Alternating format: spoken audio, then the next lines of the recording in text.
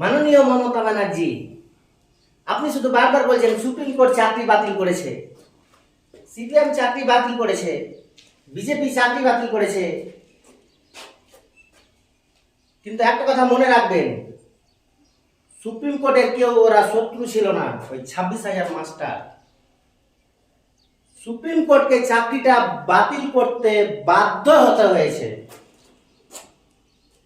কেননা আপনার এত দুর্নীতি ছিল যে সুপ্রিম কোর্ট আজ 16 সাল থেকে আজ পর্যন্ত চেষ্টা করেও তাদের চাকরি বাঁচাতে পারেনি। আপনি এত দুর্নীতি করেছেন।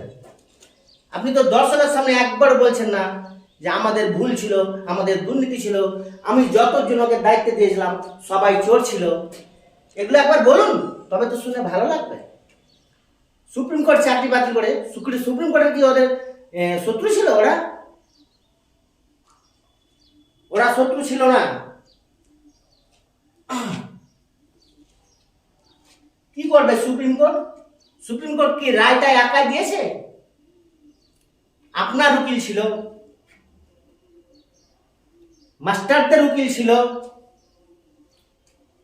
আরো বিভিন্ন উকিল ছিল। সেই অনুযায়ী সুপ্রিম কোর্টকে রায় ঘোষণা করতে হয়েছে।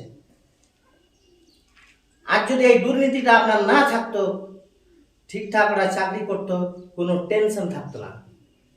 আর আপনি ওদের জন্য বলছেন আমি আছি। আপনি বলেছিলেন সারদা নারদা এদের জন্য আপনি আছেন। আপনি কিছু করেছেন? আপনি বলেছিলেন সিঙ্গুর নন্দীগ্রাম এদের জন্য আপনি আছেন। আপনি কিছু করেছেন? আপনি আশা দিয়ে এদেরকে শেষ করে দেবেন, পুরো বাংলাটাকে শেষ করে দেবেন। আর পকেটে ভোট নেওয়ার জন্য সিঁড়ি দেবেন, সিঁড়ি, রূপসিঁড়ি। কেন মানুষ পকেট মানিটা বুঝে। আপনি কারখানা করলেন কি না করলেন এ তো সরকারের, আমার কি। 70% পাবলিক এটা বোঝে যে ওই কারখানাটা হলে আমাদের সংসার চলবে, আমাদের ছেলে মেয়ে চাকরি পাবে, আমার পাড়ার ছেলে চাকরি পাবে, তার বাড়িতে আমি চাকরি করব। এইটা 70% মানুষ বোঝে না। আর আপনি বুঝে গেছেন যে 70% মানুষকে মূর্খ করে রাখবো, পকেট মানি কিছু করে দেব, ভিক্ষা খাবে আর আমাকে ভোট দিবে। এটাই যেহেতু যতদিন মানুষ শিক্ষা না পাবে, অনুদান নেওয়া, সিঁড়ি নেওয়া, কত অন্যায় কত ভুল, ততদিন আপনি পাস করতে থাকবেন। আর যদি শিক্ষার ঢুকে যায় মানুষের, আপনাকে ছুঁড়ে ফেলে দেবে, বলে দিলাম।